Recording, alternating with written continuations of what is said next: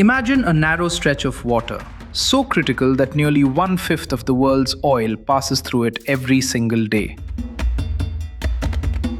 That's the Strait of Hormuz, a choke point between the Persian Gulf and the open ocean, and for decades it has functioned like a global highway. Open, neutral, accessible to all. But that assumption may no longer hold. In the middle of rising tensions, Iran has made a crucial announcement. It says ships from friendly countries can pass through the Strait of Hormuz. But there's a catch. Access is no longer automatic. Ships may now have to coordinate with Iranian authorities, prove they are not linked to hostile nations, and in some cases, comply with informal conditions or negotiations. This is not a reopening. This is control. Because for the first time, a country is signaling that one of the world's most important trade routes may now depend on permission. And that changes everything.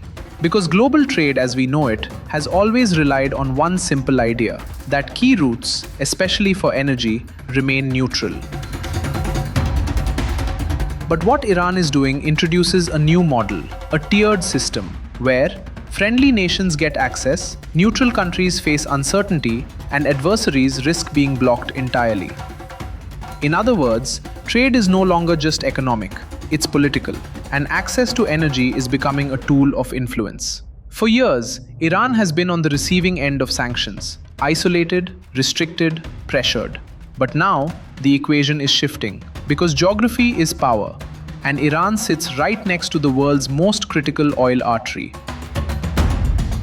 By selectively allowing passage, it's doing two things at once. First, signaling to countries like India and China that cooperation brings access. And second, reminding the West that pressure can be countered with leverage. There are even early signs of something more. Talk of controlled corridors, possible fees, negotiated safe passage. Which raises a bigger question. Is Iran turning a global choke point into a strategic asset? Because if this model works, it won't stop here. What happens if other countries begin to do the same? If strategic routes, whether in Asia, Europe, or the Arctic, start operating on political terms instead of global ones? The consequences are massive. Oil becomes more expensive. Insurance costs surge. Supply chains become unpredictable.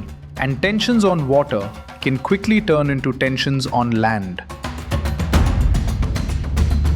Because when trade routes become tools of control, they also become flashpoints.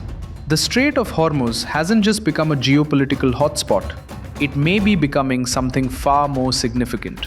A test case. For a world where access is negotiated, neutrality is optional, and global trade is no longer guaranteed. Today, it's Iran deciding who gets to pass. Tomorrow, that question might not be limited to just one strait.